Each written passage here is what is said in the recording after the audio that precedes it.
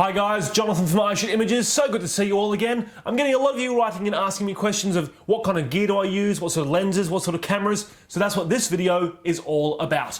Roll that intro.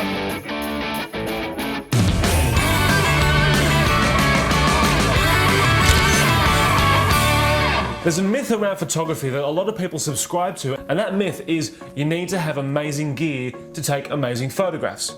That's actually not the case. You can have a very entry-level camera and lens and still take amazing photographs. It all comes down to how you use your equipment. It's as simple as that. I've been a photographer for over 10 years now, and over that time I have accumulated a lot of equipment. But I started out with a very, very cheap, inexpensive, which is cheap of course, Canon camera with the lens kit that it came with. It was a Canon 350D, it was a small camera, and I had the small, I think it was 17 to 50mm lens or whatever the kit lens that comes with it. That is what I started out using, and as I progressed forward I just moved forward and bought more gear. I got myself the Canon 10D, then the 20D, and I just kept going from there and there, upgraded the lenses. But you don't need to start with expensive equipment. In fact, that's actually a huge mistake. Anyway, a lot of you have been asking me what sort of gear I use, what sort of lenses, so I'm gonna go into that with you right now. For all the glamour and boudoir photography that I do, I typically only use two lenses. And this is one of them. This is the Canon 24-105 f4 image stabilized lens. Now it's not the Mark II, it's just the Mark I. You can see there, it's got image stabilization, you've got automatic focus and manual focus like in every other lens. And this one is the Canon L series, and you can tell that because it's got the little red rim around it. Now, you don't need to have the L series glass. This is Canon's top range for their professional gear, but you don't need to start with that. This is an absolutely fantastic lens. I mean, I have found the sharpness of this lens, the optics are incredible. In fact, when I bring things into Photoshop afterwards and give it a bit more of a sharpening, I don't need to sharpen that much, because when I use this particular lens, it looks fantastic. I've always loved it. Now when it comes to lenses, there's fast lenses and there are slow lenses. A fast lens is basically like a 1.2 or a 2.8 or something along those small numbers. If you know much about photography, the smaller the number, the bigger the aperture hole, which means the more light is coming into the actual lens. There we are. This particular lens over here, this is a set aperture of f4. Now, of course, in the camera, you can control it from f4 down to about f22, but it doesn't go any more shallow than f4. So that basically means that the amount of light coming through here is a restricted amount up to f4. If it's a faster lens, like a 2.8 for example, that's an even more amount of light and a bigger aperture coming through.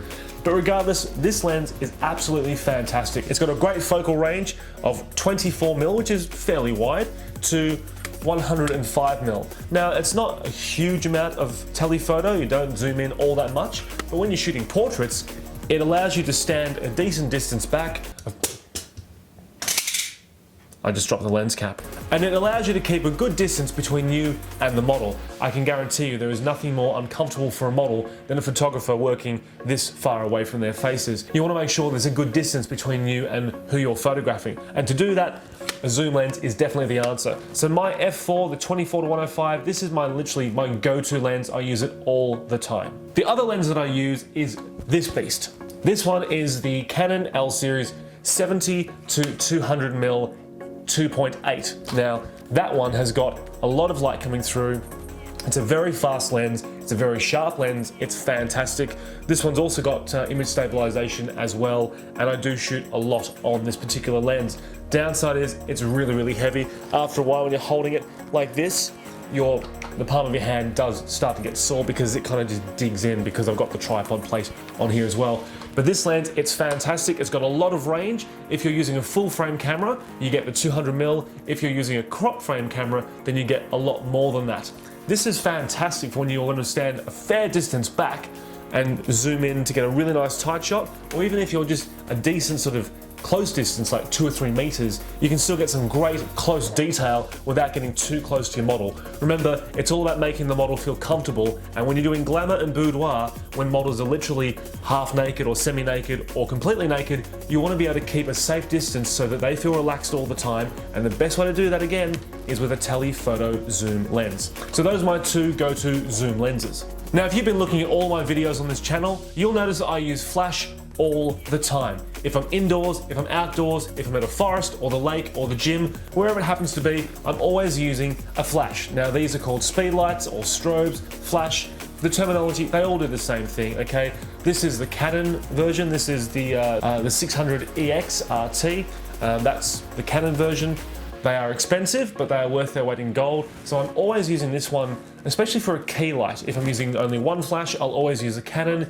And if I'm using two, this will be the one that I use for my main light as such, because this one just gives me a bit more oomph, you know, I get more out of this particular one, and for the money it cost, you'd think you'd get that as well. So thank you, Canon, it is worth it. The other flashes I use look very similar to the Canon 600EX, but they're not. These ones are made by a company called Glamour. They're literally about a third of the price or half the price of the Canon flashes, but they do just as good a job. Now what I typically do is I use these ones as sort of backlighting or fill lighting, and I use this one as my main light. Now, I believe that photographers need to use strobes, okay? And the reason for that is because photographers, we're all about controlling the light. Yes, you can use natural light. Natural light can be fantastic, it can be soft, it can be flattering, but there are times when natural light just isn't enough. If you're shooting into the sun, for example, you'll need some sort of fill light to fill in the detail of your model's face and body. That's where flash really comes in handy. So I use flash to basically complement the natural light in whichever location I happen to be in. They're worth their weight in gold. These ones aren't very expensive. There is no excuse for you not to get one.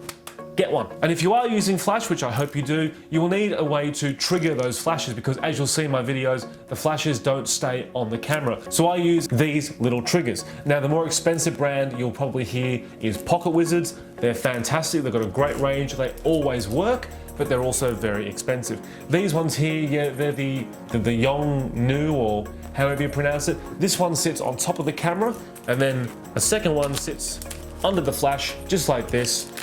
And basically when you pop off the camera, it sends a signal out to this little thing over here. It then makes the flash fire, so you literally get wireless flash. It's fantastic. I've got 3 flashes, so I've got 4 of these little things, one for the camera, one for each flash, and bang, you're done. It's fantastic. I have had shoots where I've had all 3 flashes out, plus the natural light, to get the sort of look I want. You're never going to get the sort of flattering results you really want if you're using flash if it's just on the camera. So get it off the camera, get yourself some little triggers, get some stands for those triggers. You see me use them. Use sandbags as well, like I mentioned in my other video. They are worth their weight in gold. This is how I get all of my results. One of the other things that's in my camera bag is an ND filter. And I like to use this a lot. This is a very strong one. This is an ND8. You'll see here, it's almost pitch black. That basically means that you're knocking down 8 stops of light. Now, if I'm doing a glamour shoot and it's the middle of the summer, for example, and it's 35 degrees or more, yeah, we do get really hot weather here in Australia. I personally hate it, but there you go. On a really bright sunny day, I like to shoot with a shallow depth of field. And if I'm using my f4 or my 2.8 lens, if it's really, really bright outside and I'm using flash, I need to be able to knock the light down coming through the lens, because otherwise the flashes won't sync with the camera. Canon flashes only sync to about 160th with some cameras, or up to 200th of a second with the more professional cameras. So if you're wanting to shoot in the summertime, you need to knock the light down coming through the lens to shoot with your flashes. And that's where this ND really comes in handy. You can get ND 2s, 4s, 6s, this is an 8, you can get 10s, I think you can even get more than a 10. I use this all the time. I think it is absolutely fantastic. It's worth its weight in gold. I did have a 4, but it shattered and broke, so I do need to get another one. But get one of these if you're shooting outdoors, because it will be your best friend on those ultra bright days. Okay, so I've covered the lenses, I've covered the flashes and everything else like that. The last thing to talk about, of course, is the camera. Now, I shoot these days on a 5D Mark IV, which is what I'm using to record this video on, but I've never thrown away or sold my other cameras. So I've still got my Canon 5D Mark II, which is a fantastic camera. It was up until the day I stopped using it and I got the Mark IV. This is now my backup camera, just in case I need 2 cameras. But you can also use other cameras as well. This is the Canon 60D. This one is not a full frame camera, it's got a cropped sensor. This one, the 5D Mark II, is a full frame camera, and of course the 5D Mark IV is as well. So I use Canon. You don't need to use Canon, that's just my personal preference. You can use Nikon, Sony, whatever you want. Whatever you think is best for you, pick the system and stick with it. I just prefer Canon, that's what I've stuck with. You do not need to go out and buy a $12,000 or $4,000 DSLR body camera such as the Mark IV or the 1DX or anything like that.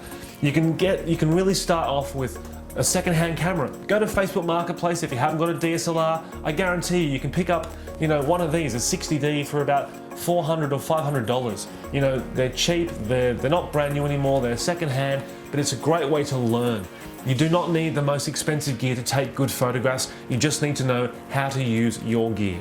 And that's the type of gear that I use. Now obviously I've been accumulating the gear for a lot of years, so I've got a lot of expensive gear, a lot of the top of the range professional lenses, and of course some really good lighting. You do not need to start with that, but the important thing is if you want to get into glamour photography or boudoir photography or even just portrait photography, just make a start, because you can have the most expensive equipment in the world. If you don't know how to use a camera, and if you don't know how to use a lens or control the light with your light stands and your strobes and everything else like that, then an expensive camera, an expensive lens means nothing. Well, I hope you enjoyed that, guys. That's basically my offering for you today. So if you enjoyed the video, please hit that subscribe button and smash the little bell or knock it around a little bit, whatever you want to do. I mean, it's your life. It's only YouTube. Calm down. You don't need to smash it. That's just, me being ridiculous. But seriously, I hope you had a fantastic day or evening or morning whenever you're watching this. Get out there, take some photographs, and I would love to see what you guys achieve. Don't be afraid to hit me up. Leave a comment below what else you'd like me to talk about in the future, and I will see you next time.